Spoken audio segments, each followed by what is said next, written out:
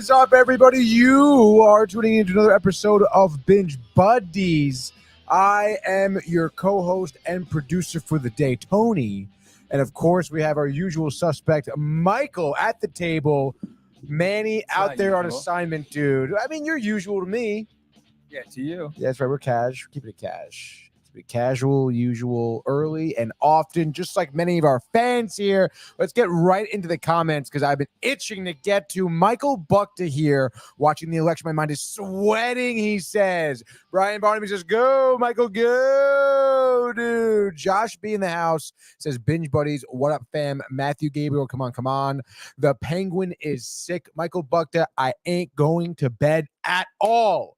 Can't go. Too nervous, especially on Binge Buddies night. No, it says election night.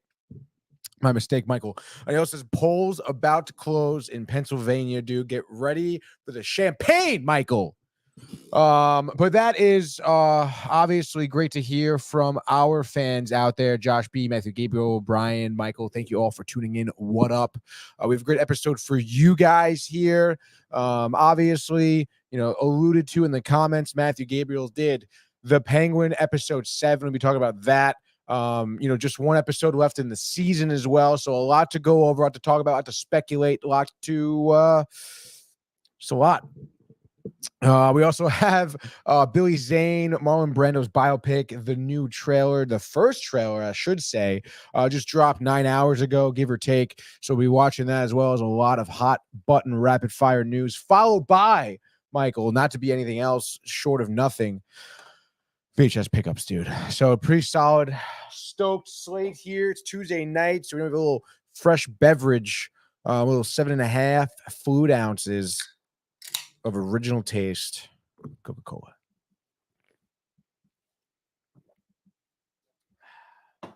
That's refreshing, dude. So let's get right into it. As I said, I'm super stoked. First thing we're talking about, the Penguin. Why not? I don't want to be here. I want to be in here. Thank you, dude, for telling me. The Penguin episode 7, as I was saying, season almost coming to a close here. Episode 7, as I was saying, season almost coming to a close here.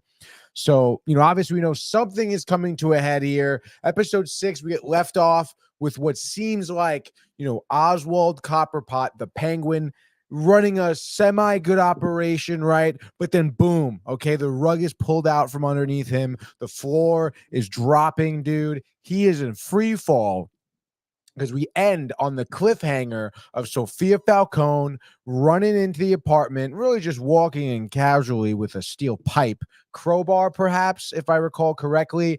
And who is it? It's Victor, and it's the Penguin's mother. What's her name? Felicia? No, Francis Copperpot. And then she just recognizes like a fucking shark in the water, dude. And the guy is bleeding, a little cut from something, reef maybe. And she's smelling blood. She's circling, dude. Excuse me. And that's where we kind of left off episode 6. So you would think episode 7, I'm fucking warm my hands up. Look at my chops, because I know we're gonna have some heavy action.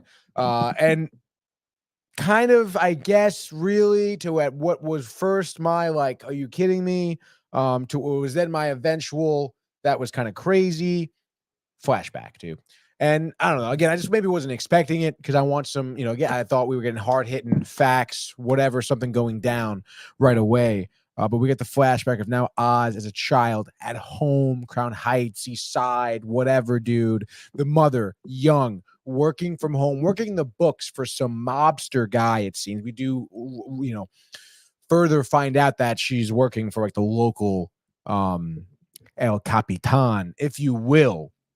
So, and we get Oz receiving the leg brace already. So off rip, all right, this leg thing, born with maybe he was that type of guy. That's why he's that guy still, actually, who people don't take seriously, count it out, can't handle it physically. Obviously, because of the limited mobility, the porpoise belly, okay, that protrudes the young fat kid. It does happen. So, obviously we get that feel right away.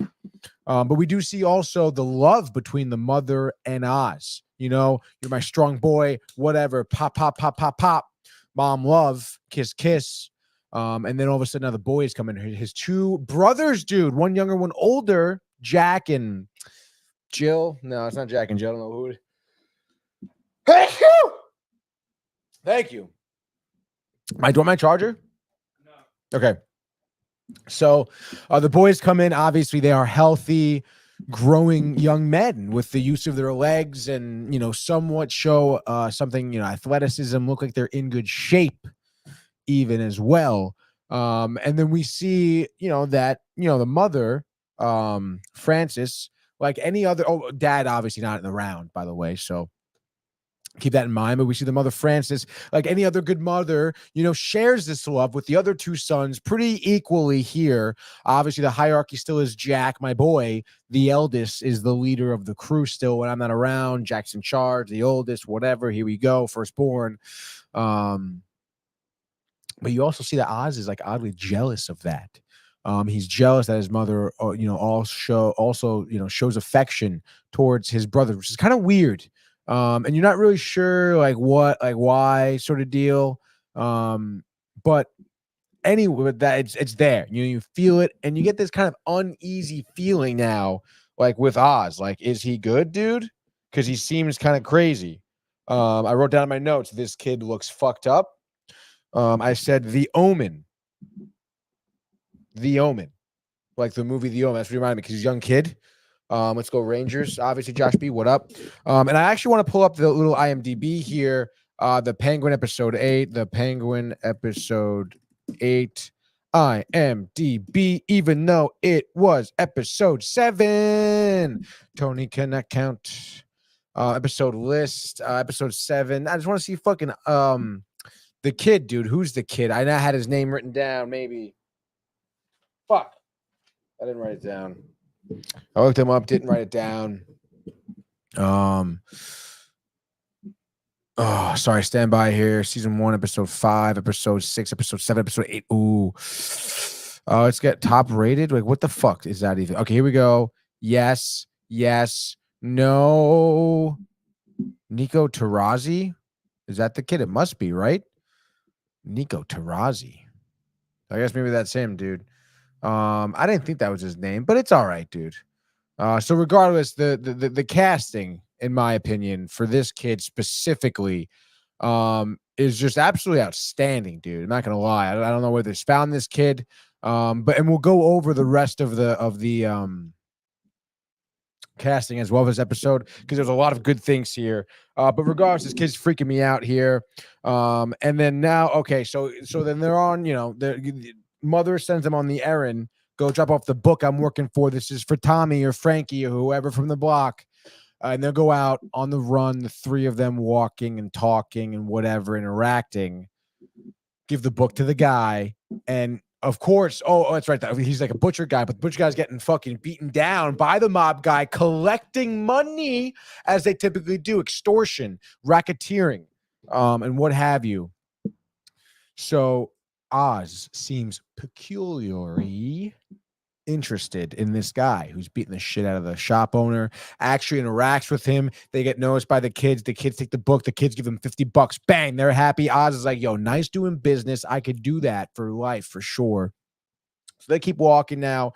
All of a sudden, a little thunder, a little lightning, and a rain. Let's go play fucking flashlight tag down the pipes while the rain fucking subsides, baby.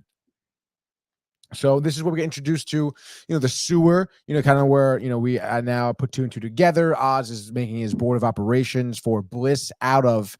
So, now we see why, he mentioned the childhood. They used to play down there. Great kids, lovely. And now we see Oswald Copperpot. Not so lovely, dude. So they play tag, they play flash tag, whatever. Of course, Oz is it, first of all, kind of getting teased already, dude. And the kids go hide down below this water overflow pipe. They have to go climb down the ladder. And obviously Oz can't do it because of his leg. And he figures it out. And then he's really pissed. Yo, you guys, you did this because I can't make it down there, even though they really didn't. Kind of fabricates it in his head. So he says, fuck you guys. I'm locking you in there. Figure it out on your own, buddies. Ha! Sayonara. And, at first you're like, all right, Oz, fat, crippled kid, getting made fun of, getting his revenge. It's all right, man. The little man getting his revenge. All right. And then it cuts and he's like down the block, already home. And you're like, whoa, like, when is this going to stop, though? Because they can't get out. Like, you locked him in there, obviously. And of course, it's pouring still. Pouring. Boring. He's home, soaking wet. The mother, oh my God, Oz, what happened? He's soaking wet. Where are your brothers? And then, of course, he's like, yo, they went to the movie. I didn't want to go. I wanted to come stay home with you. Let's watch a movie here. Whole movie. They're over there. Doesn't care. Whatever, dude. All right. Watching like Fred Astaire, and of course here the thunder, the lightning, the rain getting harsh, and they're cutting to the pipe. The pipe is shut, and the kids are screaming, and it's overflowing, bro. These kids are in the overflow pipe, and the shit's rising up, dude. It's rising and rising, and you they cut between the kids screaming, and then they cut to between Oz and the mom fucking watching the movie, and she has no idea what's going on, obviously. And then it cuts to Oz as the kid, and the kid's just fucking watching the rain, watching the penguin, watching his mom, watching the rain, smiling. He's like, yes, this is what I want. I don't care my brothers are drowning. I want the affection of my mother for myself. Kind of weird. Oedipus complex. I don't know. But the kid's fucking drowned in the water, dude. I wrote my notes. It's like, do you think it's maybe like he just like didn't really know? But he fucking knew, dude. Even though he's a kid, he understood what was going on. And that was wild, dude. That was pretty wild. Mother freaking out, obviously. And then we see that now, like all this, hysteria and shit. Honestly, like a lot of what Oz, like you start to realize this episode, a lot of what is happening to him is through like a fault of his own, like he pushed himself in these situations and he just, even as a kid, let's say, didn't do anything to get out of it. Let's say he didn't do that. Okay, dude. And then obviously now that can kind of explain like why Oz is so quick to react now. All right. Because he probably feels guilty, to be honest, at the end of the day, but you never know, which is why he owes it to his mother, dude. He wants her affection. Maybe he feels like he's good, but the other end, like maybe he's just a fucking terrible guy. I don't know, but I feel like that's where he's at right now, even though he did kill his brothers somewhat knowingly. So kind of crazy, dude. Kind of crazy. And we see the flashback of his mother trying to get past it. They go out dancing. Promise me, Oz, you'll fucking be successful. Get me what I deserve, which is a great life, God damn it. And he promises that, which is why he has that drive, to give her that. Even though time seems like it is dwindling for Francis Cobb. So at this point now, we flash back to real time. We are in real time now. All right, dude. So let's get to you motherfucker. That is probably why I was off. But let's get to some comments here before we go, dude. To more of the episode. We have Matthew Gabriel, a lot of it in the house that says, dude, to the head, Tony, dude. Where is Victor? Where's Victor, dude? Gigante. She's a Gigante. How are you? Victor, where are you? Victor's dead. He says, yeah, me too, Tony. Didn't expect the childhood shite. I know. I actually was thinking about you. And believe it or not, too, Michael. Brian Barnaby watched episode 1 of The Penguin last night. Like, that's rad, nice. Dude. Yeah, that's pretty. And he loves it. He says it's all about it. But obviously, this is like those flashback things. I feel like him and Matt, like, get back to the fucking, whatever. Bro, the brothers. What a bastard. Young Oz equals rat bastard. Dude, that's a fact. Wow. Matthew Gabriel up on it, dude. That's probably why Brian watched it too. He's like, oh, wow, Matt's watching it. Maybe I should watch it too. Yeah, I saw. All right. But yeah, dude, kind of crazy, dude. Victor Vidi, right? That was the guy. Victor. No, guys. Pop. Victor's dead. The Falcones are dead.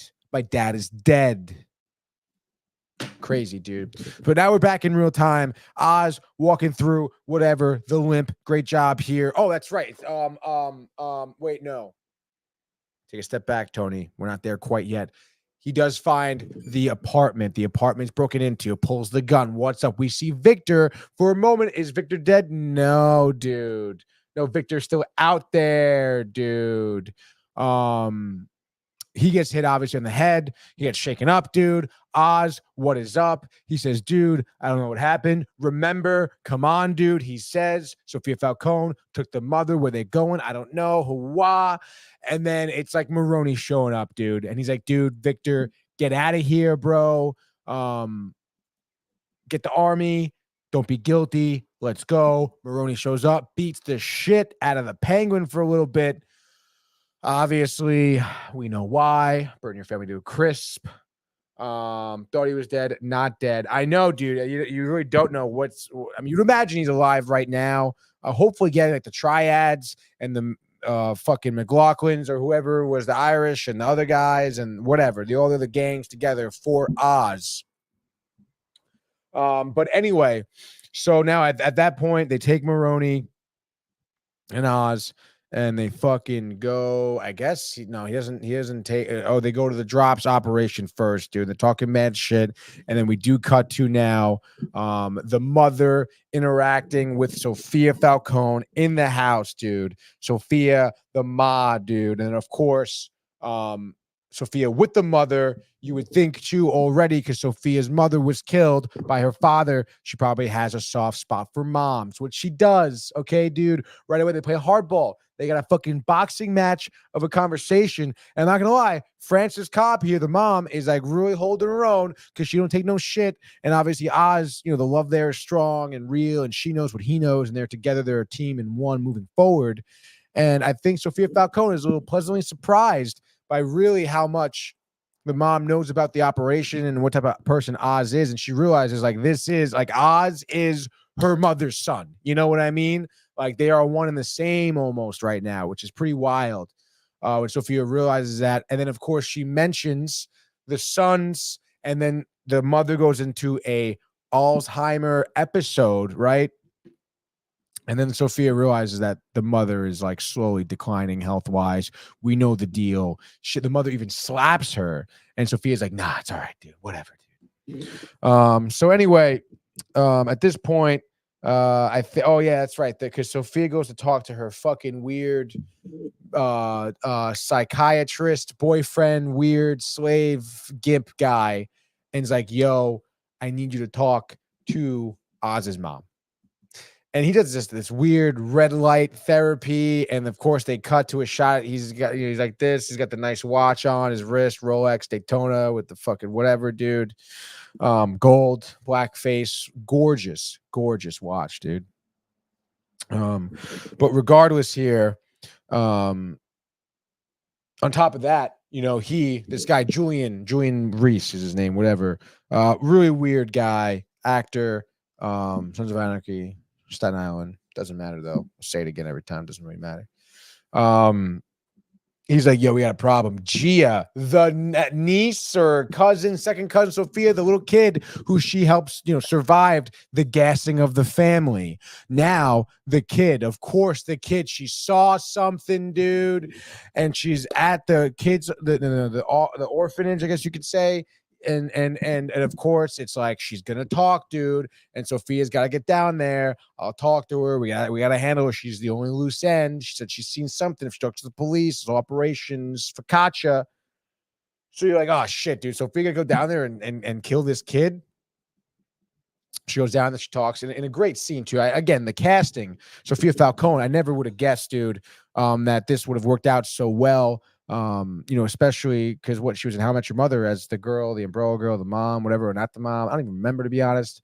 But regardless, really coming to her own here, and the scene she has with Gia, yeah, is really really strong. Because as a viewer, you're not really sure what is going to happen. Is she really going to end up killing this girl? Is she going to be more empathetic? Is she gonna just take her out into her own custody? And right away she gets into the asylum. I guess she's in not Arkham, but like a children's ward, where Sophia gets somewhat flashbacks of the cell, of her torture and whatnot. She realizes Gia here is really scared. And again, Sophia's got that look in her eye where it's just like she could just fucking slit this girl's throat. He starts talking to her, like normal, kind of like understanding a little bit. almost like she's coming. I wouldn't say like threatening, but sort of like driving, like telling her, like, "Hey, you didn't really see anything." She said that she saw the gas mask in Sophia's backpack. Fucking kid. And obviously the kid, like sniffs out evil. So she kind of knows, even though it's just kind of like, but she knows, dude. And the mom, did you kill my fucking parents, dude? And Sophia's like, no, no. And then finally, like the kid's smart. Like she knows like what's gone down. Like we saw the interaction between even the kid and her own mother, like clearly the mother was not, afraid or hiding the fact that Sophia was not good. So the kid remembered that, knows that. And Sophia is just then, you know what, dude? And then that's what she does. She sees the girl has like cuts on her wrist and up her forearm. It's like, you do this by yourself. She's like, fuck, man. I did the same thing to you what my father did to me, dude. Almost, kind of. I'm a similar monster. I'm playing my father's game. Fuck. And of course, dude, she's like, all right, like this is it. You know what? You're right. You're right. Your people, your family, my family, our family, they were not good. They deserve this. Okay. You don't understand. Like, she's like, this is an opportunity for you to be free. Get the fuck away from these people, dude. This isn't good. Nothing's good here. All right. So don't say anything. Don't say that I said, you said, don't say anything, and just you'll figure it out. All right. She literally says, you're going to find a new family. You're going to have a great life, which is like, if I'm the kid, I'm like, what the fuck, man? Like everything was going so well like a week ago. Now my parents are dead. Fuck. But a very strong, I know, because like you're like, damn, dude, the poor kid, real collateral damage here. But that's the whole point, Sophia sees that, dude. She sees like this is effed, all right. Like this shouldn't happen. I gotta get and she's freaking out. Oh, the next scene, she's in the hallway, panic attack, dude. God damn, dude. Kind of crazy. And then, of course, we go back to the house, the mansion, Sophia Falcone and then Matthew Gabriel. I hate that fucking doctor, dude. We're in the doctor. Oh, Sophia, what's wrong? What do you want? What's going on? Hey. And she's like, yo, this sucks. It's not worth it. What am I doing, dude? The kid. I fucked up that kid's life, man. I can't handle that. I can't do this. I'm my father's daughter. And then he's like, yo, calm down. What do you want to do? And she's just like, I want to be free and I want to make Oz motherfucking hurt, dude. And then I think that's actually, I guess I kind of skipped ahead here because we do cut now to before then we cut to Maroney. Smart kid, Matthew Gabriel. Yes. Doctor is the rat, dude. So now we get to Maroney, and of course Maroney's big bad Salvatore Maroney, dude. He's like, yo, Oz, you're bringing us to the fucking drop situation or bliss. Bring us the situation because we don't know where it is. We're taking it over. We're taking it, and then you're going to the mansion, and me and Sophia are gonna figure out how to kill you, dude. So he takes him on the ground. And Maroney's like, yo, Oz kicks him down, whatever. We're in charge now. You guys take a second. You took a second. Start packing everything up. We're taking it out, baby. And of course, they start working. But then Oz, Oz is a good guy, though. He's good to his people. He knows how to rally the troops. He knows how to speak and be a leader and get people on his side. So the little minions guys he have, they believe in what he's saying, how shallow or not it is. And so, like, they even though are, threatened by Maroney, are like, yo, this is Oz. We got to help our boy out. So he's giving the looks. Okay. While Maroney's doing his thing, he's giving the motherfucking looks, dude. And his one boy is like giving the nod. So then here comes Oz, dude, just doing what he does best, provoking people by the word of mouth and manipulating them to do what he wants, dude. So you gonna give the whole thing to Sophia? This is it. Take it right now. Take it all you want. And of course, I was like, yo, are you dumb? We're gonna kill you. It's over. It's ours. What are you doing? And then it's like the mother, you're gonna die. You're a loser, scum. And he's all like, the smell, hostile. You wouldn't think the smell, but your wife, you went and burnt like a pinecone crisp. And then he went. It was like ready. He was like, "Yo, give me the fucking lighter. Get the gasoline." Caused a big commotion. The guard, because Sophia's guy, is like, "Yo, you had an agreement. What up?" A little scuffle. Oz's guy pulls the power. Oz starts fighting, scrambles, goes to run, picks up Sal. They start fighting for a little bit. Salvatore Maroni has a motherfucking heart attack, dude. Unsuspecting death, goes down hard, and you're like in disbelief, just like Oz is in the scene. Good, great scene for Colin Farrell, the casting, whatever, dude. And I mean, you're just in awe right now. What you're watching, you're not even sure, like, is this like good? Like, and like, of course, Oz like, come on, what are you doing? Come on, fight me. Like Schwarzenegger almost esque in Predator when he's setting the trap for the Predator and the Predator knows it. He's like, come on, do it. Kill me. Do it now. And then Oz is like, come on. But he's dead, dude. When he dies. And then, Oz again, like just looking for that recognition of like him proving himself because he's always been counted out for his, physical look. Rat. Penguin. He's like, he's screaming at Sal's dead body. I beat you. I did it. Whatever. Shoots him a few times, takes him outside, rallies the troops. This is what we did. We protected the family, the operation. We're the fucking best. Let's rally, regroup, and take the whole empire down, baby. So then at this point, this is where we're at. And then the phone call. Salvatore's phone. It's the Penguin. Sal, Sophia, no. Oz, Sal's dead. Bring my mother. Yes. Meet me. Take the drops. I don't care, dude. The whole operation is yours. She's like, all right, I don't care. Click. And then that's when she does meet up with the Dr. Maurice, psychology guy, and kind of realigns her chi a little bit through whatever the hell he does, dude. But it's kind of weird. I don't even want to think about it. So she agrees to meet Oz, dude. So she agrees to meet Oz, and you're thinking, all right, this is kind of weird, whatever, dude. But they're down in the dumps. They tell her Oz tells Sophia where to meet him, bring the mother, no one else, whatever. But he obviously planning the trap, the double cross, dude. So he has his guys hide. She knows that they know it, but obviously Sophia here has a plan of her own, dude.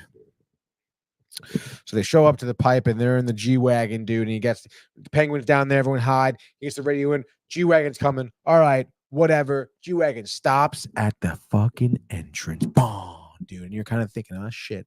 Phone call. Oz. Yo, Sophia, it's me. What up, dude? Sophia, I don't fucking play these games no more. I play my own game. See what's in the truck. The driver runs away, which, like, why didn't you shoot him? Why didn't you run away? I would have been, but obviously he's in awe. The mother, the emotion. It could be, don't say it. So, doctor. And then, of course, she's like, yo, Oz, I left you a present. Have you found it yet? He's looking to the rear, looking in the front, open the trunk. There's the fur coat with the blanket. He's like, oh, no. Opens up a bomb. Bang. Did you find it? There might be time to leave. Let me know. See me here if you survive. Click. 20 seconds. He runs out, says nothing to his guys. His guys are like, yo, dude, what are you doing, dude? And then they go to the bomb, and the bomb explodes. He jumps, of course. Where does he jump? Down to the secondary water overflow pipe where his fucking brothers drowned, my guy. Did they even find the bodies? Are they even still down there? I don't know, dude. But of course he ends up there. It's poetic. It's a full circle. That saves his life, ironically. The thing that killed his brothers' lives saves his. What is that? That's great writing. So yeah, dude. Coming from the Rumble. And again, the editing, the sound, this is where even that comes together here. Big plays, of course, the explosion. Oz. I think we flash back maybe to the mother dancing scene. I kind of forget, dude. Young man, great casting. That's right, the young mother. Whoever casted the mother looks exactly like the older actress that plays the actual mother in real time. I don't know if it was CGI, special effects, AI. I don't know, but then like that scene with her son where she's breaking down, crying at this club at the dance floor. You got to make me a person here. I feel like a nobody. Like, just for those, like, again, like, that's what made the flashbacks good, because it was great scenes. It was good acting. Oh my God, dude.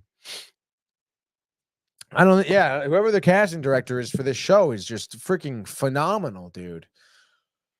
So then Oz is awoken, and of course the explosion we hear, like the ringing in the ears, dude, and it's the ring, and he's just climbing up, and you see the bomb was so big, the whole fucking like King's Crown, whatever it's called, Crown Heights, imploded, dude. Like in Die Hard 3 when they bomb the fucking area, the train station next to the Fort Knox, dude, it looked like that. So obviously the ringing in the ear, Oz crawls out, and then he's like fixing his ear, and then we just hear boom, sound comes full blast because he starts to hear, and it's just like everyone screaming and hollering and hysteria just everywhere because there's a huge explosion. Obviously, a lot of people there in the slums too, like on top of each other, living in it, and then this whole, oh my god, dude. And all of a sudden you hear this guy, and he, for maybe the second time in the entire series so far, first 7 episodes, we hear him being referred to as a penguin. Says, yo, penguin, looks like you made it out, and it's a crooked cop for Sophia. Sophia wants to see her. Dude, in the head. And then that's it, dude. That's the fucking end right there. And we got one more, baby. Like another freaking cliffhanger, like the way Manny and I were talking about it. It's like a lot of the way the shows do it too is that second to last episode of the season is always like a big one, baby. Like heavy hammer comes down. Last episode is more of a like clearing of the dust, if you will. But I don't know, man. It seems like there's a lot of open-ended stuff. A lot of big surprises going to happen here. What's Sophia going to do when she gets a hold of Oz and talk her way out of this? I don't know, dude. But a lot of things are coming together. And again, I know I was like at first like flashback at the beginning, but it's like, wait a minute, just add so much to the story, obviously. And then on top of that, it's just well made, even in standalone stuff, just everything from tip top writing, cinematography, and to watch some of the behind the scenes stuff after the episode too on Max is pretty solid. I would recommend if you guys are watching this show, like, because there's like 7 minutes of stuff that just like kind of pops in there, just behind the scenes, casting director, producer, creator, which are named Lauren LaFranc, created the show, killing it. So that's always nice. That's fun. I got Josh D in the house saying this show is Tony's baby. I'm a big fan of the show. I will say, and I implore anyone here to watch it. Obviously, phone lines are hot. 646-285-1259. Josh D as in dog. Right, good, just making sure. Not B as in boy. But yeah, dude, phone lines are hot and open. If you want to call in, talk to Penguin, let's go. Dude, I got my notes right here. I got some talks. I got some questions. I got some things I can bring up, dude. Yeah, I think that's pretty much everything. I beat you, Salvatore Maroni. Wants the recognition, the glory. Almost reminded me of the scene in Troy. When Achilles is fighting Prince Hector. Hector falls in the rock, and Achilles is like, "Yo, I will not have my glory stolen from me from a rock." That's what that's. The Penguin had his glory really stolen from him by a heart attack. But obviously here, no one knows that, so everyone thinks that he just straight up killed Salvatore Maroni, which is a great street cred for him. I mean, that's huge, bro. I mean, Penguin's moving up, but obviously he wants his mother. The mother's with Sophia at the club, whatever, which is where we're going. But you would imagine a lot would ensue again, and there's a lot to be left desired in the series as a whole. Obviously, not just this season in general. But the last episode's coming up next Sunday, dude. I think it premieres at a special time. Doesn't really matter though, because I can watch it whenever it's premiere. If Max is streaming, let's go. So I'm pretty stoked for the season finale. I got a lot of high hopes here. High hopes for what's to come as well. And they've already announced there'll be other spinoff series within the Batman universe to come as well, especially since the success of the Penguin has been so, which is, again, as a lot of these franchises have done, the money grabs, let's make more. And it's great, but, like so much, like you want like the Disney shows, we've talked about it on the show too, Marvel, what point does it get to out of hand? The Penguin, within the movie itself was introduced so well. Colin Farrell, again, the casting, the tip top, like from top to bottom, like his character, spin-off series or not, was interesting enough. A Boba Fett, if you will, of the movie. And then again, the following series that we've been watching has been, done so well, but there really weren't any other characters that were introduced that were, maybe a a Riddler backstory show, but that's kind of limiting. Maybe a limited series for the Riddler, but I don't know. That'd be kind of cool. But other than that, we haven't really been introduced to, but we gotta watch like Lieutenant Gordon, and then obviously the Batman 2 is coming out, so it's like what's going on? Catwoman, maybe she goes somewhere else. Selena Kyle, fucking what's her name? Zoe Kravitz. That would be interesting. But I guess we'll see. Anyway, in any case, check out the Penguin on Max if you haven't already. Like I said, 7 episodes to catch up on, about an hour each, right? So you got a full shift in there almost, with the special. Well, probably less than that, maybe 6.5 hours. But final episode season coming up Sunday. We'll be talking about it 1 week from now for sure. So put that in your calendar. Again, be ready, do your homework, call in, debate me, talk about it with me. We may or may not have Manny, but he'll, probably call in or something or whatever, dude. In any case, I'm not gonna sip on my drink yet. I can do that because we got a trailer coming up. So I'm gonna intro the trailer. Trailer's playing. I'll sip the drink because my mouth is dry, as you can probably hear. No update from Michael Buchter, by the way, on the I thought he was gonna be like our election guy. Could kind of Trump's winning. Trump's winning right now, yeah. That's pretty rad. I saw one. It's like 67%. Yeah, that's pretty sick. Yeah. Or maybe it's not sick. You don't know. Yeah, you don't know. But I was seeing. I forget what state it was. Delaware, Ohio, maybe Pennsylvania. But there was like a 20% swing. Well, Pennsylvania's sketch right now, they've extended the count voting hours because of a technical issue with the ballot. Yeah, I bet. It's always something with Pennsylvania. Technical issue with my ass. I know. We'll see. I don't have any technical issues with my ass. It's a great shot. That wide is great. I really love it, right? And we all kind of get into it. It's really like what the design of the studio was intended for. Is to see. Sick, dude. It really is. Fast 10. Speaking of, go ahead. I was just speaking of the making of and stuff. Yeah, yeah. Fast 10. What were you gonna say? Speaking of, I was gonna say, speaking of pickups. I know we're not gonna mention this one. Yeah. But this is one we did get. Oh yeah, that's right. Yeah, that was a great pickup, dude. Yeah, we got it at Rhode Island Comic-Con Blockbuster Experience. That's right, dude. Which last year, that was where Kevin Eastman and the other creator of TMNT was at. And I saw them in person. I got real closer than us. Yeah. But there was a line. Of course. I just wanted to say, what's up? Like, huge I love fan. You guys. Yeah, and thank you. But I just was like, observing, and then I was like, all right, let's get out of here, Renee. It was the end of the night, the end of the day too. So that Blockbuster thing was cool, dude. That was really rad, very dude. Cool. I and we got to the interview with the GM. She's very nice. Sandy. If there's anyone that I would picture managing a Blockbuster in 2024, it'd be her. Really? Yeah. Sweet. Oh, that's lady. Nice. I would picture a really nerdy, like greasy, oily guy. I don't know. I feel like she has a boy that's like that, like a son or something. Oh gosh, a nephew. Yeah. But stay tuned. Rhode Island Comic-Con vlog coming out soon. This week. Josh B, by the way, loves the stash, dude. Who, me? Yeah. Oh wow. I know he's never even said that to me. I don't think. Well, it's a given with you. He's never said it though. How many times do you need to be told how great your stash is? Doesn't matter by some floozy at the bar, Michael. Josh B's a real person that I hold in such more high regard than the floozies at the bar. Well, that's true, and I'm glad you do that. But I think it's a common thing for you, so he hasn't said it. That's fine, dude. Yeah, I was Luigi, obviously, for Rhode Island Comic-Con. Yeah. And had to go all in. I mean, dude. I grew the beard out. Then shaved the night before. So if you're gonna grow a stash, that's how you do it. That is the way to do it. Grow the beard, even if it's patchy, which mine isn't. But I'm just saying to people who have patchy beards, grow the beard and then shave for the stash. And shave for the stash, yeah. Absolutely, that's what I would do. That's what I do.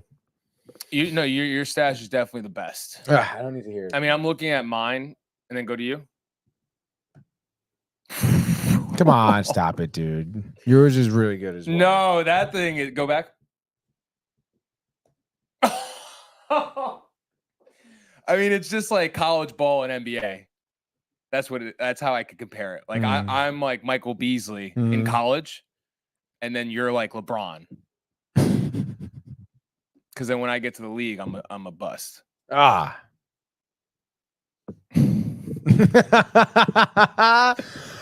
In any case, here Josh P says he's commented my stats before. Stop. I know. He definitely has. But speaking of complimenting stashes, the trailer we're watching is Waltzing with Brando. Oh, which is a Marlon Brando biopic. Yo, this looks and dude, Billy Zane on the level of Ray. Like Billy Zane coming out identical. Like, let's fucking go, dude. Billy Zane, like, that's your boy. That's dude. The Titanic Phantom, also. Titanic, that's my dude. Boy from there. Zoolander, like, let's go, dude.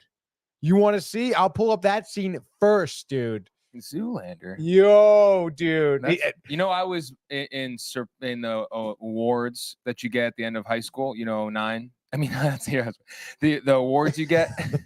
What? Did you get awards at high school? Yeah, like at the end, your senior year, people pick, you know, certain things. You guys like most likely to be. Bill Gates. That's called something. Superlatives. Yeah, superlatives. Yeah. I got most. That's the face I made right there. This one right there, and that one below. Actually, I think it's a combo I did. Stop it. But I got most likely to be Derek Zoolander, one, and then the other one was most changed since freshman year. Wow. Yeah. Okay. All right. Well, it's gonna be Derek Zoolander here. This is the Billy Zane thing. I know. I'm just confused. I'm trying to think. Winona Ryder too. You know who he plays in this movie? He plays himself. That's how much of a guy.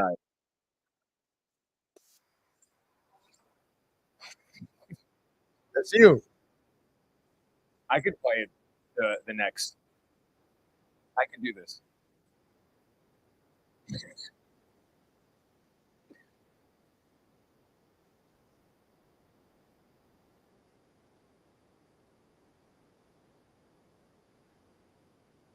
I need to watch this movie again. It's been too long. Like, I don't remember anything.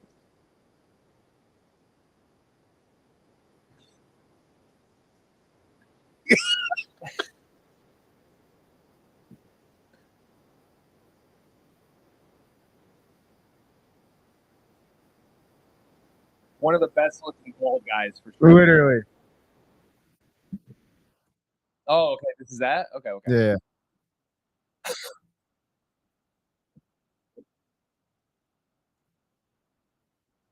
Comes in through, yeah.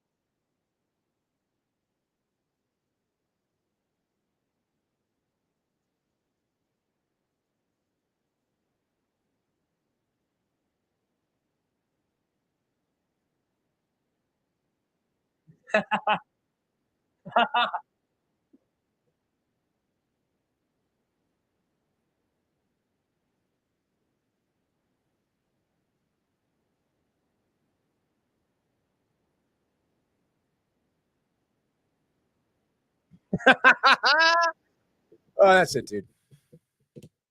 Yeah, it's great. That is great.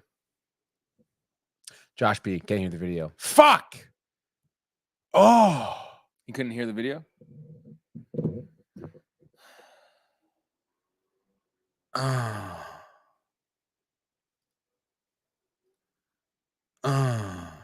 Oh, because you tried to do some. I didn't do anything, dude. Yeah, just text me again.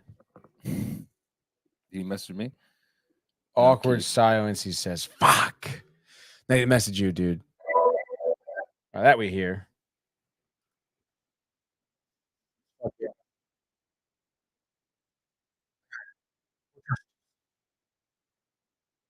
Fuck up. Why didn't you come to me first? Cut. See if that worked, dude.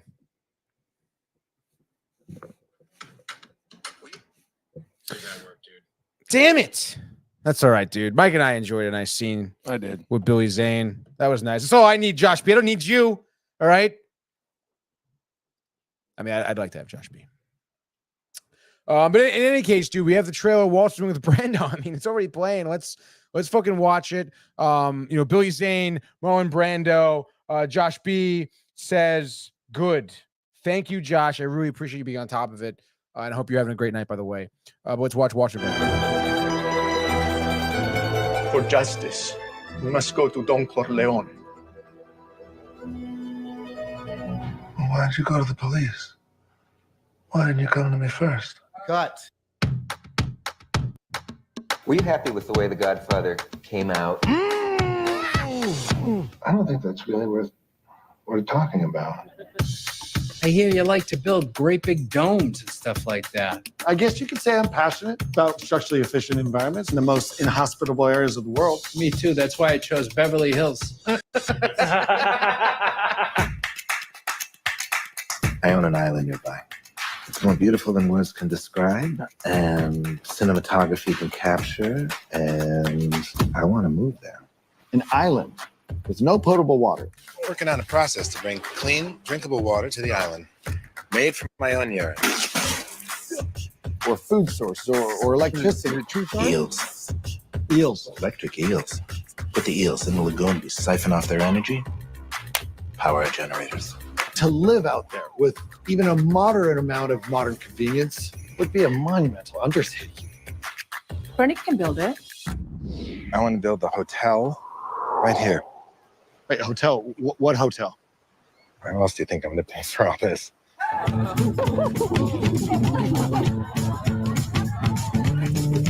The airstrip alone is costing 3 times what you estimated. There is no more Benefit out, by the way. from us to you on this project at all. Ever. This one makes way too short! You will crash! You will crash!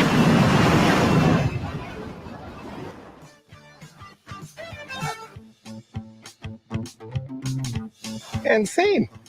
That's great. That was really great. Load the Whoa. Very interesting, huh? Losing it right now. Yeah, coming out this next year. Very interesting, dude. I mean, I feel like it's got a very odd feel to it, don't you think? Comedy. Right? It kind of makes it feel like that. Upcoming American biographical drama directed by Bill Fishman, starring Billy Zane and Marlon Brando. I mean, movie star recruits LA architect to build the world's first ecologically perfect retreat on a small uninhabited island in Tahiti. Now, excuse me. I don't have a keen understanding of the details of Marlon Brando's life. I'm aware of his movies, Waterfront, Caesar, Godfather. I'm aware of his eclectic life, his philanthropy, Best Actor award. He had that Native American woman come up and accept them on behalf of her tribe and stuff like that. So obviously somewhat of an advocate of just people living good lives. I did know he had an island. I did know that. I don't know about this whole hotel building stuff. But it does seem very interesting. Bill Fishman is the director and obviously one of the writers as well. This movie starring Billy Zane. We saw Richard Dreyfuss as well. Bill Fishman here hasn't been done a lot. That's right. I did look him up before. He's directed most notably Tapeheads, which is a bit of a cult classic of the late 80s. Joan Cusack and somebody else, Tim Robbins, I believe.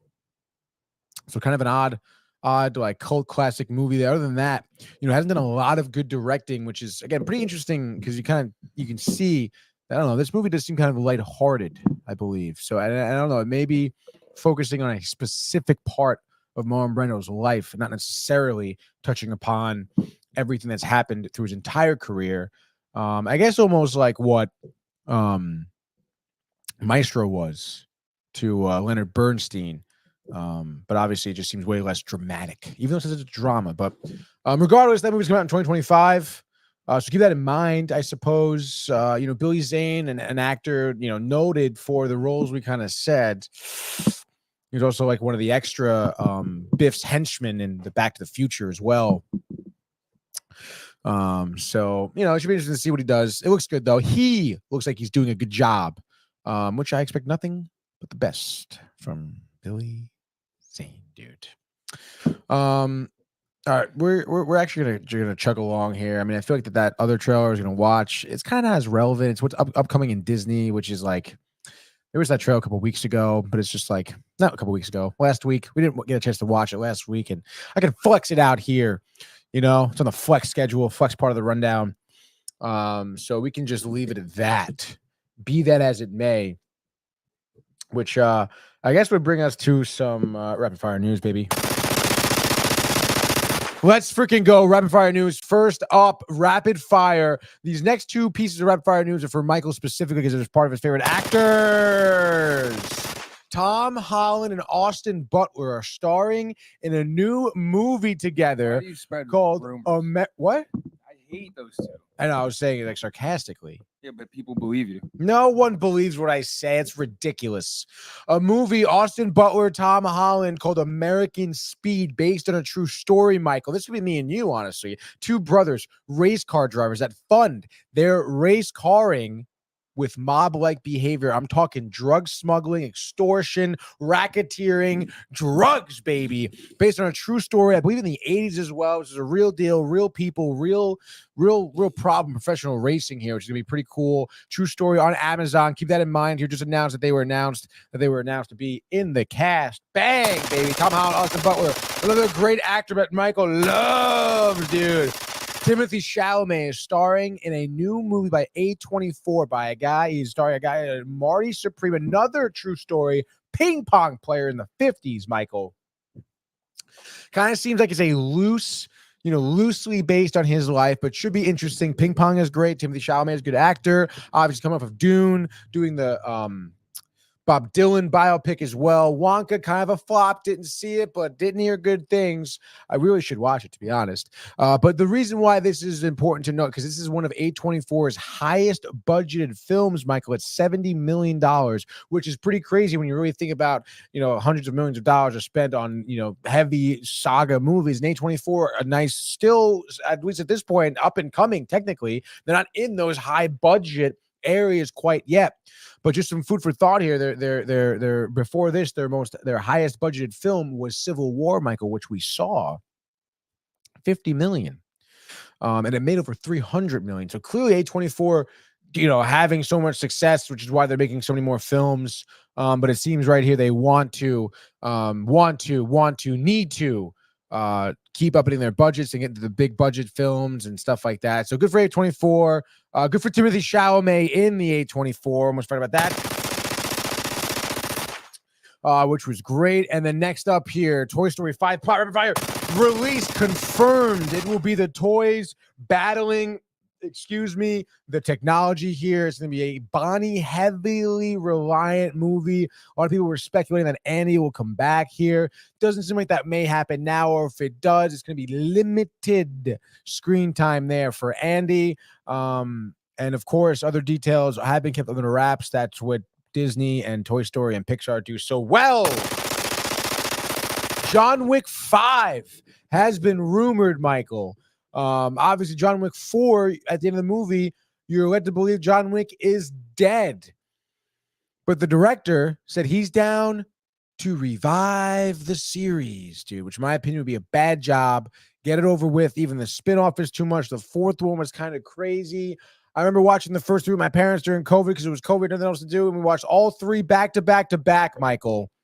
It was gnarly. But then that's it, dude. Like, that's it. It's kind of crazy here. Next up for rapid fire.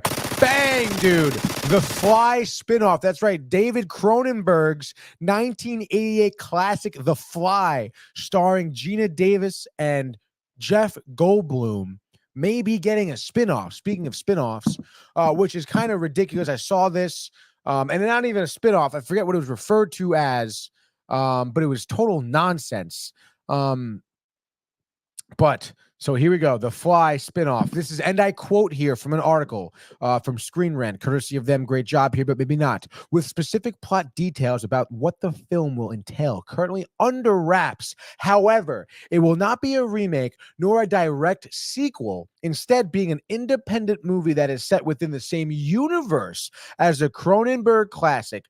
What does that even fucking mean, dude? This story could be about anything. It could be about everything that has nothing to do with The Fly. All right, so I don't know, kind of misleading headline for Screen Rant. Kind of pissed me off a little bit, but also it's like, why? Like, why feel the need to create a movie that's within the same universe if it has nothing to do with it? So I would imagine something to do with it. And The Fly, I will say, is a great movie. If you haven't seen it, you gotta check it out, dude. You really have to check it out. So figure that out if you haven't seen The Fly, and then be cognizant of the spinoff. That was your rapid fire news, which is pretty good in my opinion. 5 minutes. 5 minutes. I write that down. Time code. I don't write time codes today. So 21 minutes ish. That one was at 51 ish.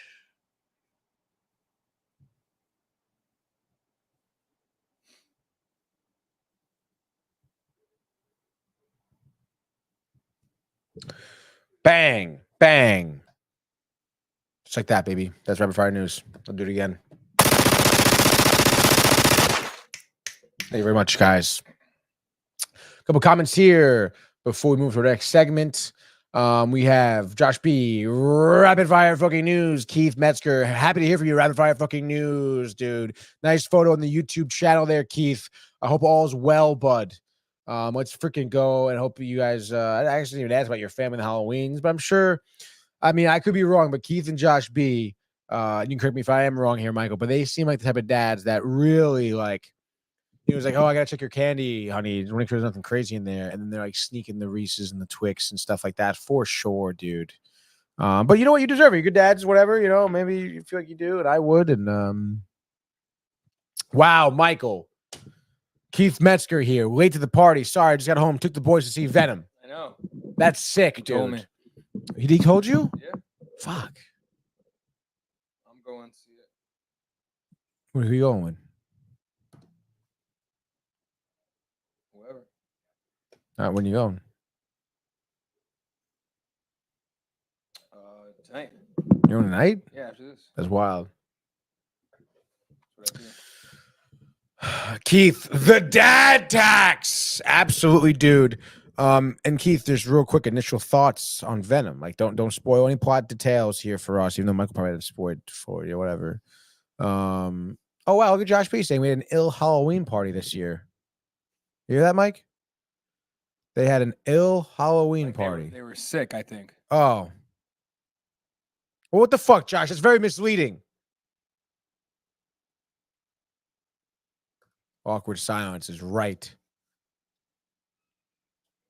Like ill, like that shit is ill, dog. Yeah, that's what it sounds like. That's what I thought. I knew they were sick. You knew they were sick? Yeah. I guess everyone just talks to you, huh?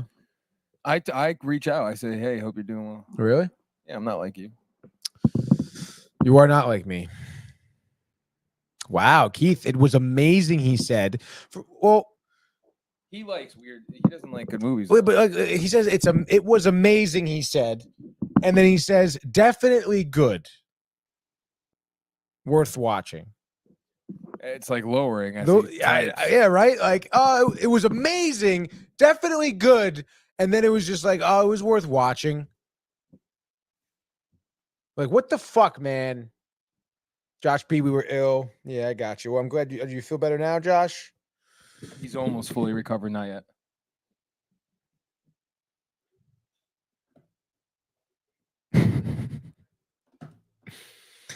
Oh my god, dude. That's fine. That's fine. Keith. Final answer. I think. Oh my it was God. okay. And then he says, ha ha, you just have to see it. And then Josh B says, yes, Michael always reaches out to me. You definitely do not. LOL. You proud of yourself, Michael? I am. Do you think that if you didn't reach out, to Josh, he reach out to you though? Yeah.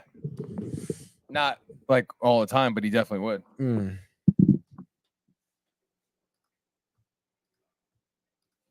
Yeah. How do you feel?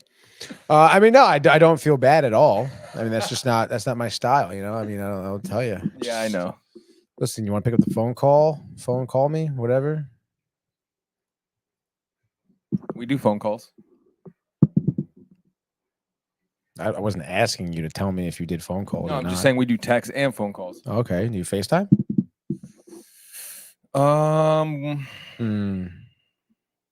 If we have, it's been like once. Really? Because I can't remember right now. But it's mostly just text and calls. All right, that's cool, dude.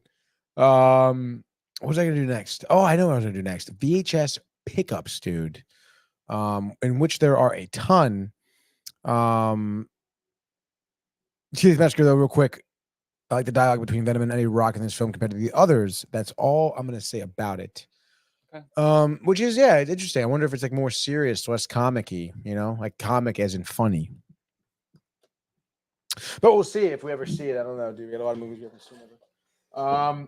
Let's go to the VHS pickups right now, dude. We got a lot going on here. Michael came in with a big haul, kind of a big crazy haul, dude. No, you don't think so? No, it was all right. I mean, there's a lot going on, and you got like quite the stack. It was a donation. Right. Well, it's still a haul, though. No. I don't Yeah. know. All right. Well, we don't know, dude. All right, we got VHSs, dude. Hold on. Ready? Oh my god, dude. Whoa, dude. All right. And I really didn't look at these beforehand, to be honest. Because there's a lot, and honestly, I didn't recognize a lot of them, to be honest. So like I don't even know. Josh B says this is hilarious. First up, dude, we have The Bone Collector. I've never seen this movie, but I will say It's a thriller. we got like a awesome spine tingling suspense from Gene Wolfe from Gene Wolfe's Hollywood. Very reputable Denzel organization. It's Denzel, Angelina Jolie. Start with that. Start with that. Start with Denzel and Angelina. No, but see, like I was good, but you said so. I read the quotes. You said thriller, suspense. I said tingling suspense. This was it, dude. Like, why you gotta? Why you jumping? You're jumping on me, man. You got your red vest and you're jumping on me like a lumberjack vest, man. Like that with your somewhat of a denim shirt too. Yeah, very very fitting. That's what I do. You fit? I'm fitting. What's on my face? Oh, the mustache you're talking about? I don't know. People are freaking out. I know. Tony gets jealous. I'm not jealous. Crazy. I'm Luigi. You should know that, Keith. So I don't know. Good movie, I guess. I mean, you're looking at it here. I mean, Angelina Jolie, Denzel takes his victim. Let's see, dude. Oh, of course, dude. And the only person who may be able to make sense of the serial killer's deranged plan is Lincoln Rhyme, Denzel, played by Denzel Washington. Oh, no way, dude. What? A one-time top homicide investigator. One time. Like he did it once. At one time, I was the top homicide investigator. But after a tragic accident changes his life forever, Rhyme can only watch as other cops bungle the case. Bungle? The fuck is bungle mean? Until he teams up with a young rookie, Amelia Donaghy, played by Angelina Jolie, who bravely searches out this case that can help them solve the clues of the case. But as the killer senses the cops closing in, Rhyme realizes that him and his partner are on the trail of a vicious, sadistic murderer who will stop at nothing, Michael, on his deadly mission. And at any moment, Rhyme and Amelia could become his next targets, and their first case could become their last. I'm the Bone Collector. I don't know who the Bone Collector is. I got Angelina Jolie, Denzel. The guy who plays Al Bundy is in here as well. Love that guy. Little Luis Guzman. That's pretty solid, dude. So Bone Collector, check it out, dude. VHS, great pickup there. Next up, Oh my God, dude. We have Gregory Peck in To Kill a Mockingbird, Boo Radley's Apple fucking Tree, dude. Gregory Peck, man, the screenwrite legend, dude. Based on Harper Lee winning novel, Pulitzer Prize. If I've had to read this book about 1 million times, dude. Never saw the movie though. Gregory Peck, great actor. Obviously, this is Wyatt's edition, digitally remastered. Great job, Michael. Great pickup here. Donation. Love that, dude. Next up, we also have a Ron Howard classic. Ron Howard, my favorite directors. Apollo 13, dude. We're talking Tom Hanks. Mm-hmm. I think there's Kevin Bacon, Bill Paxton. Of course, don't have it too, which is crazy. I can't believe we don't have this. I know. I looked. Are you sure about that? I don't know, man. I remember what maybe it was just DVD. We have it on DVD. But this is classic, dude. Ed Harris, Houston. We have a fucking problem up here, man. Greg Kinnear, not Greg Kinnear. Whoever the guy is for fucking Lieutenant Dan. Oh my God, I love Trouble. This is like Julia Roberts is probably itching for a little something here with Nick Nolte. It's just a truly funny adventure. Roberts, Nolte are double fun in trouble. This one may be one that you skip. 123 minutes. It's almost an hour and a half, I guess. Not too bad. Probably is too much for this movie. A supercharged 10, dude. I mean, Julia Roberts looks good. Nick Nolte looks great as well. Back when he was young and not kind of crazy. Freaking Gary Busey lookalike cousin. So I mean, good for them, dude. Screen favorites in the movie. Look it up, dude. Oh, here's a classic. We talked about it last week too. Oh, we got 2 of them. Oh, fuck me. That's awesome, dude. I'm pretty sure we already have this. Do we already have this? Spaceballs. We do. I was just showing that we have both covers now. Oh, which one do we have already? This one, right? Mm-hmm. No, the other one. This one? You're shaking both. Which one? This one? The one in your left hand. This one? No, this one. No, this one we already had. Oh my God, dude. Mel Brooks. Obviously a Mel Brooks classic. You know, Rick Moranis, John Candy, the dude from fucking Independence Day. Damn it, I forget his name. Dude, doesn't really matter, dude. But obviously Darth Helmet, Ludicrous Speed, Combing the Desert. Come on, man. Hilarious. Great stuff. Hilarious. And you may say, wow, those are a lot of pickups. But wait, there's more. And this one is kind of crazy, dude. It's kind of crazy. It's kind of crazy. All right. Oh my gosh, dude. It's even better. It's even more. Look at this stack, dude. It's a fat stack, motherfucker. We got like, and I love these ones too. I love picking these up, you know, VHSs of like great sports moments, recapping of the year. Yeah. We got 99 and 96 World Series Yankees. We got, you know, obviously Grip and Rip It. We got a bunch. Fucking Grip It and Rip It. Golfer, Grip It and Rip It. Tony Hawk teaching skateboarding. Some, this year in 1994, Knicks, Rangers, great ones. Lower left, maybe. Lower right, maybe. I don't know, dude. I mean, these are all sports over here. Yeah, exactly, dude. But we got some more great plays here. Greatest golf moments over there, too. We got great Duke. We Are Duke, right? NCAA shit. That's sick, They're dude. Over there. This is like sports movies. Those are like those. Oh, you moved? I organized. You moved them. Organized. Why don't you tell me? Yeah, clearly you haven't been looking. Play-by-play, CNN, Volume 1, Play of the Day. Excuse me, I don't want to say play-by-play broadcasting. Which this one seems all right. Hosted by Fred Hickman. Don't know much about him. This one may seem like one of those ones that's like, having broadcast over 2,000 outstanding plays of the day, CNN Sports, pick the best of the best. I mean, that's all right, dude. Greg Norman, there we go. All right, we are witnessing the skywalking exploits of the human highlight film, Dominique Wilkins. And the earth-shaking feats of Greg the Shock Norman. Watch the acrobatic Gabriella Sabatini, the ageless Nolan Ryan, and the explosive Deion Sanders. There we go, dude. Big names in there. Play of the day. What's up, brother? I gotta fucking organize my shit. Oh, this is great. This is the 2-parter, dude. Even though we got volumes 1 and 5.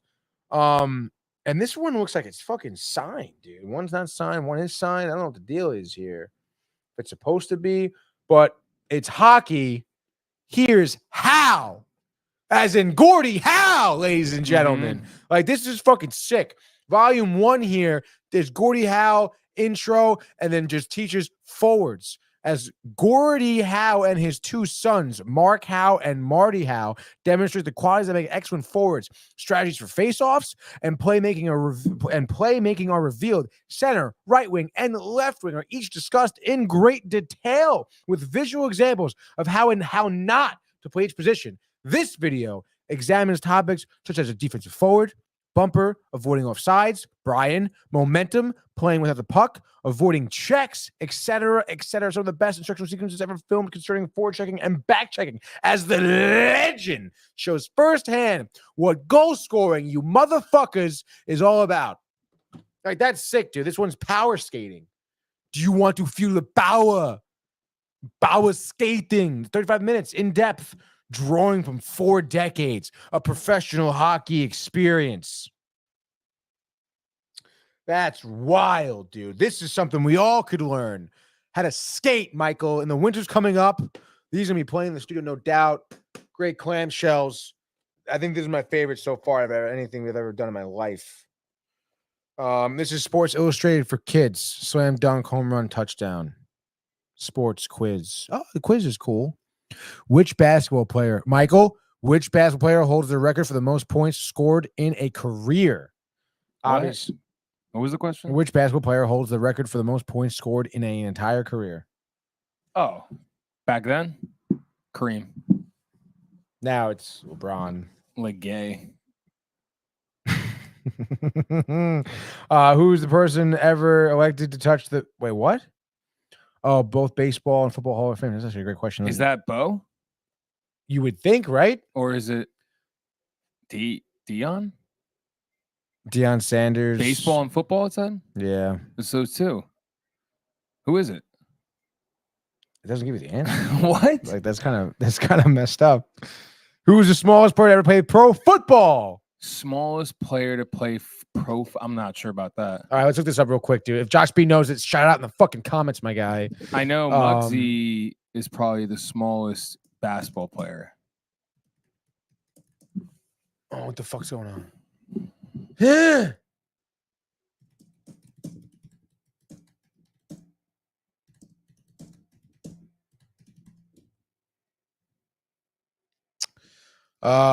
Jack Shapiro was 5'1". Wow. Wow, dude. He played not in the NFL, in the AFL back in the day, 1929, the Staten Island Stapletons before they merged. Did you hear what I said? Back when the Staten Island Stapletons emerged. Yeah. Who the hell are they? They're like one of the first football teams ever be created, dude. And what happened to them? Well, when they eventually upgraded the NFL, it's almost like the ABA. They went away when they were like merged into the NFL, basically. That's sad. ABA into the NBA. That's what that was. I mean, you know, whatever, dude. You don't think so? No, it is sad, but like Stapleton is a bad place anyway. You don't want to be there. And what was the other one? Oh, who has been into the NFL and MLB Hall of Fame?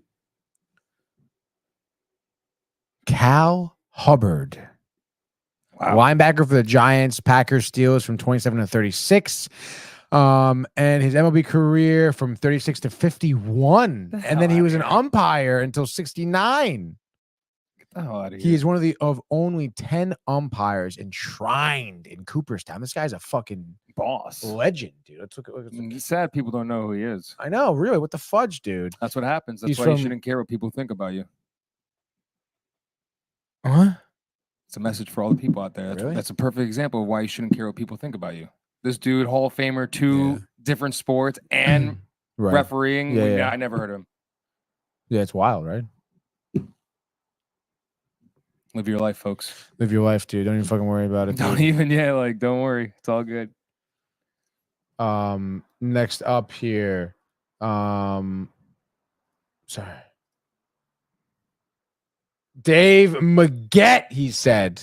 No. Oh, wow. What a great guess. Well, he's Josh. wrong, dude. It's a great guess. What is a great guess? That.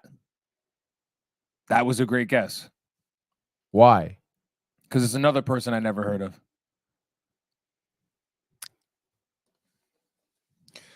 Own the short game. Brian Barnaby should study this one as well. Master deep sand, tall grass, lob shots with your alien ultimate wedge, dude. I don't have that one, the alien wedge by Pat Simmons, but gosh darn it, I'm sure things will translate to my actual wedge here with the striking, dude. The striking. Next up, Spirit of the Game, USGA, the golf.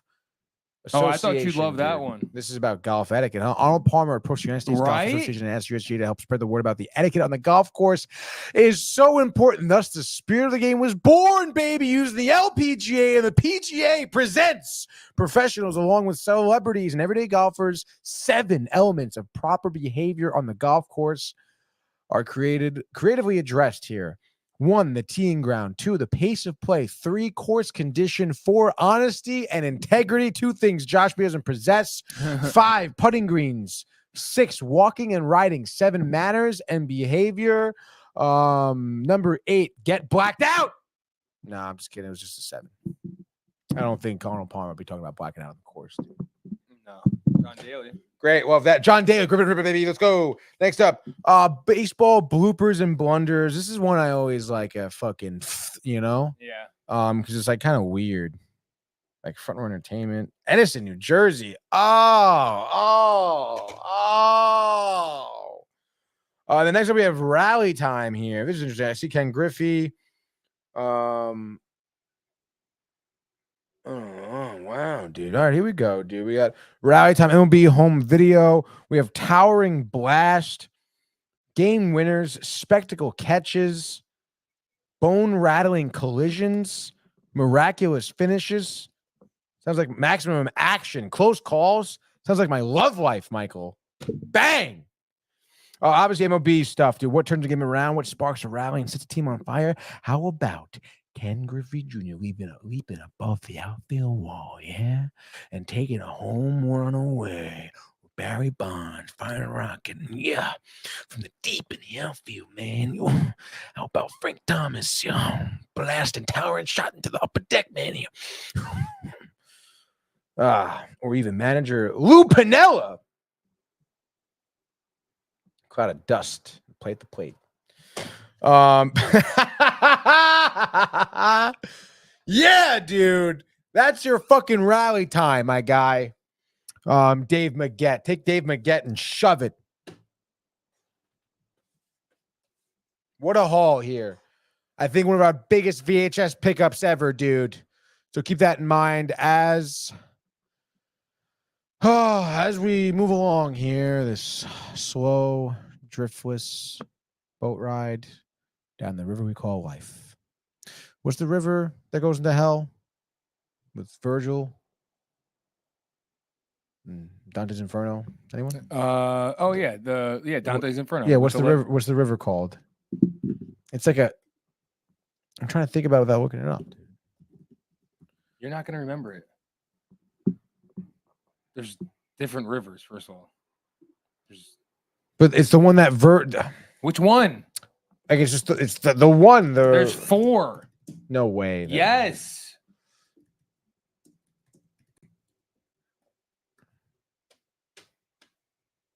I guess that is the river. Charon. Archeron. Probably Acheron. There's Styx is another river. That's the 5th circle of hell. Phlegethon and Cocytus.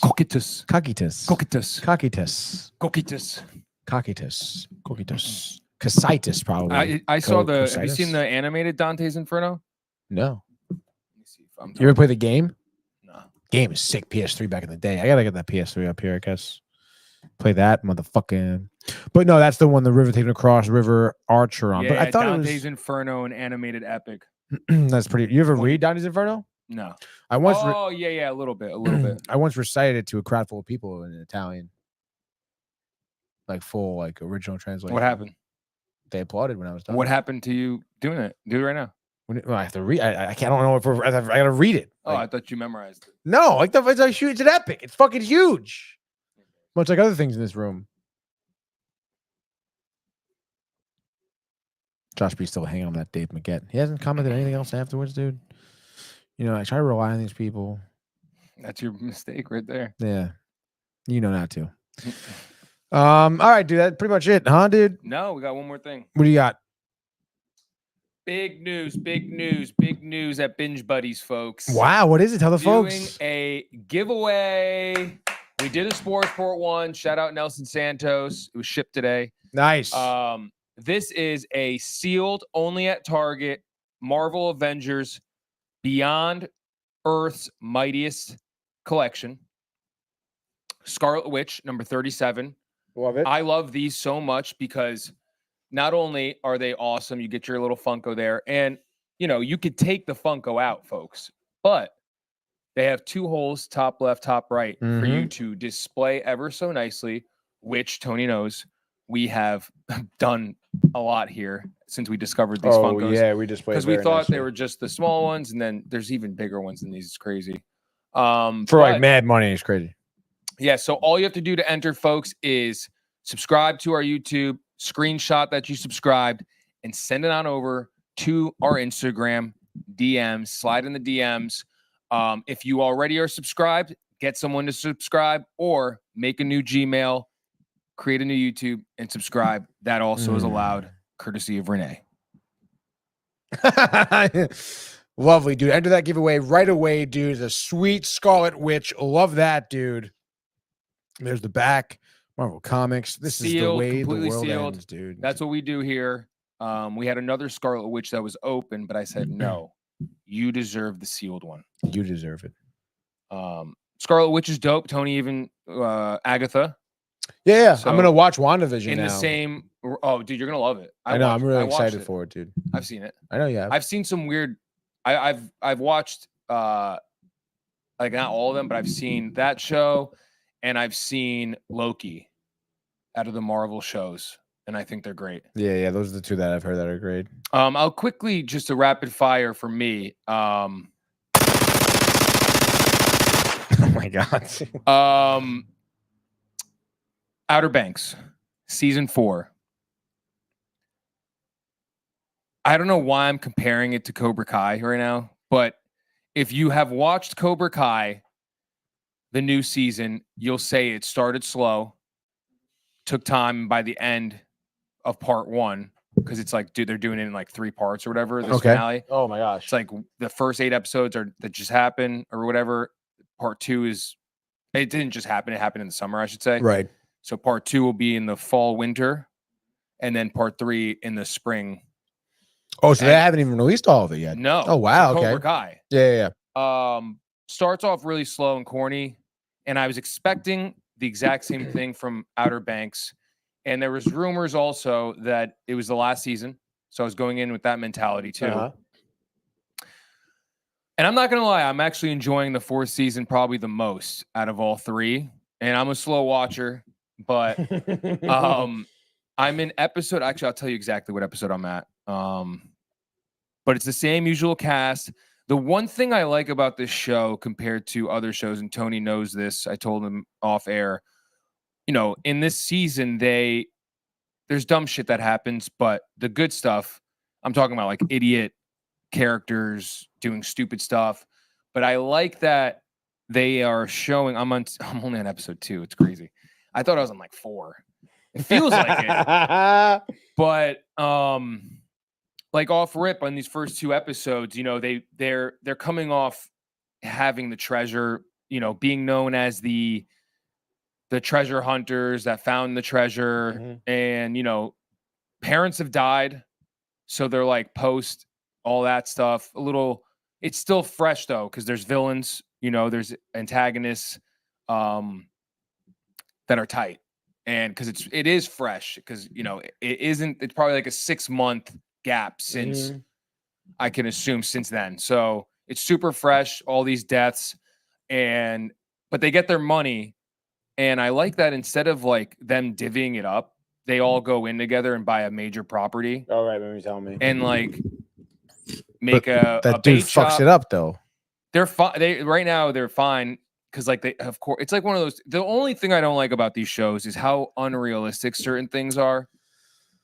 I told Tony this, like,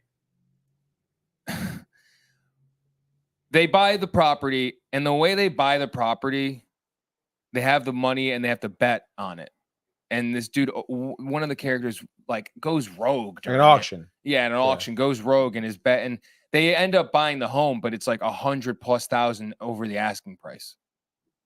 So like now they have like 30 grand left. Let's say out of the $1 million+ they had, they had like $1 million and change between all of them. And then whatever, they lose the money. I'm not going to tell you how. You got to go watch it, but I will tell you they get back in the funeral for one of the characters' deaths. Some random guy comes up to him and is like, "This is for you," and gives him like a treasure thing, a map. Classic. And now they go contact that guy. It's sketchy. He's rich. He works for the rich guy type thing, you know, and like his house almost looks abandoned, but he's loaded, and it's just all sketch. And he's like, "Oh, this treasure," blah, blah.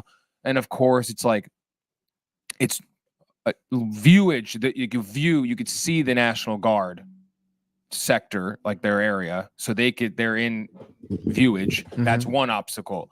Then the other obstacle is in that specific area of the ocean. Of course, it's crazy riptides and shit. Oh yeah, of course. And, yeah. So it's like, and there's a shipwreck there apparently with this not treasure. It's this relic this guy's looking for. He's like, I'm going to pay you guys. And this is the money they need for their mortgage and everything, of course. And like, you know, the audacity of the guy that fucked it up. Yeah. Is like when they get in this sticky situation is like tight. Sick, dude. You're the one. Yeah, you're real fucking helpful. Everybody would be chilling. Yeah. Like there'd be none of this. The story would be over.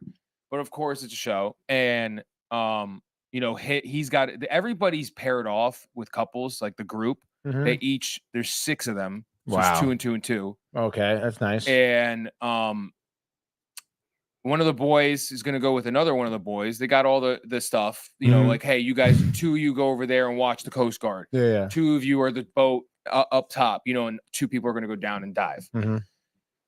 His girl is like, I'm going to go with you. Classic. Never dived. And like, this is like for extreme divers. Yeah. You got to be like either living this shit or U.S. Navy SEAL. Yeah. Right. Like, I'm just like, no, we're not gonna do that. You know, it's so stupid. It's like dude. they go down there and it's like, oh, like those things that I talked about, like we're clear, and they're like, oh, and then it's like whoosh, underneath there, and then all of a sudden, dude, a fucking guy comes out of the ocean underwater and shanks the guy, of course, and he deserves it. I'm glad he got shanked. And of course they get out. The National Guard's coming now too, dude. Of course. And fucking and but my whole thing is, where is this guy from? It's so corny. How is he down there? Only people had the map apparently where these. It's just that stuff is corny to me with shows. Like, I don't think they need that stuff. Like, you can make it realistic, in my opinion. Right. But and then of course to top it off, they're headed to some hospital or whatever, a janky hospital and island hospital. And on the way there, the guy's like dying that got harpooned. He's not gonna die, but he's like, oh, and he's tight. That's the guy that's tight. Oh yeah, great. Whose fault it is? And like, of course, no one's like, oh no, fuck you. They're like, oh, dude, it's gonna be okay. And I mean, if I was there, I'd have been like, karma.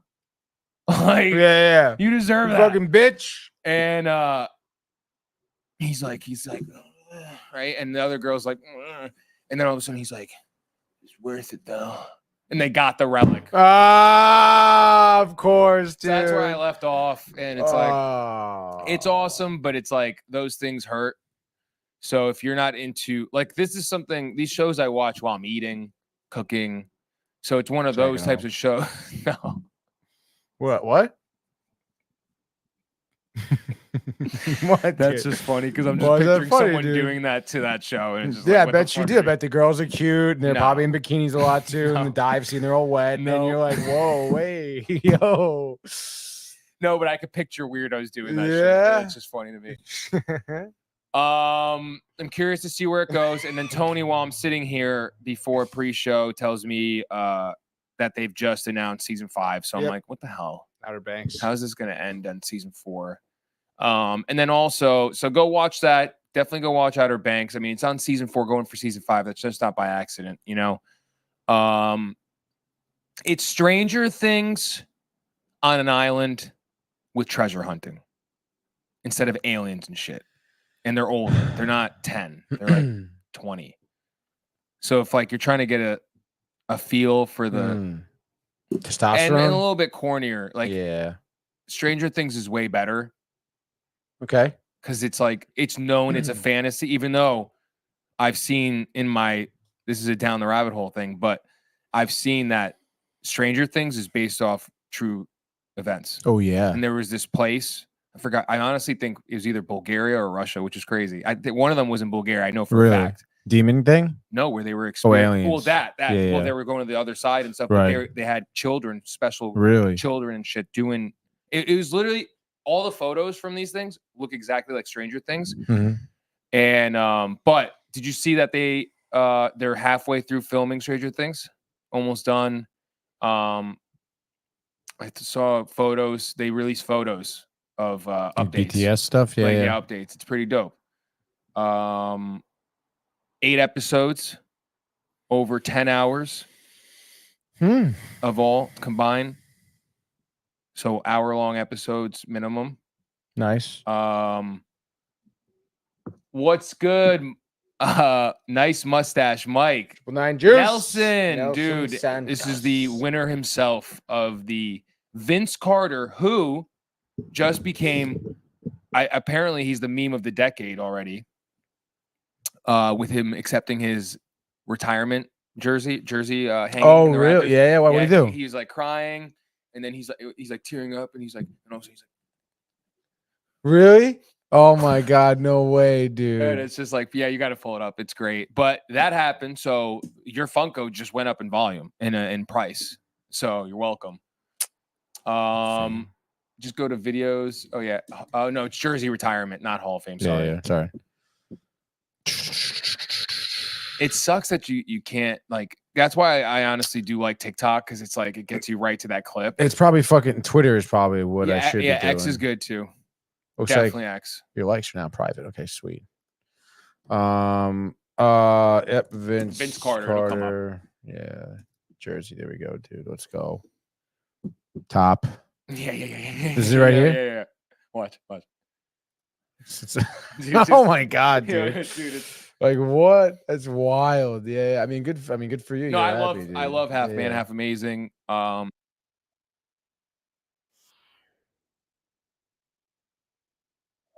Oh, glory be the guy the highest. Come on. Ah! That's nice, dude. For you, dude. Yeah, no, he's hyped. Great guy. He is a great guy. It's tough. He never he's supposed to be Jordan. A lot of people were. You were supposed to be Jordan. Michael Theophil. Supposed to be with Michael Jordan. 23, I'm the Jordan 24. I'm the Jordan of Connecticut. Yo, stop it, dude. Fairfield County. How about that? No, Fairfield. That's just Fairfield. But great breakdown, dude. I love that. It's Thanks, awesome. I'm dude. glad that you came in here and did that, dude. Yep.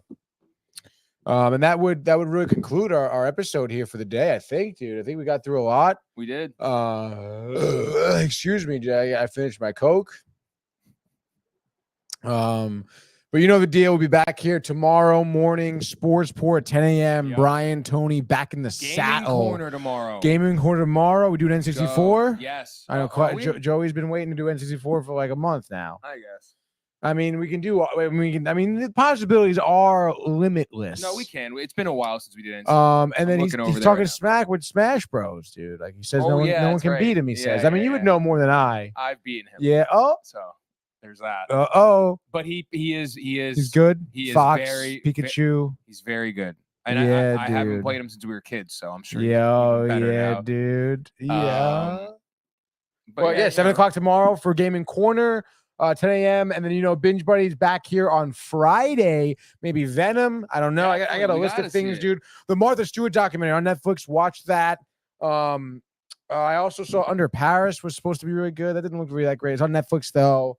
Lincoln Lawyer. Brian told me to watch Lincoln Lawyer, and then maybe Venom. We gotta watch Venom. I guess We got to go see that. we've had going. All right, well, I'll see you, Binge Buddies, Friday night. And then tomorrow, Trumbull Sports 10:15. Report. Everyone, please relax. Trumbull Gaming 10:15. tomorrow. Nelson is excited about that, dude. Trumbull 10:15. Please have a safe night. Watch some movies, VHSs, whatever, dude. See you tomorrow. Hey guys, Tony here from Downtime TV checking in. I want to thank all our fans out there who's been liking, subscribing, sharing our content. You guys are the best. You guys are our bloodline. You make us love what we do. Thanks again.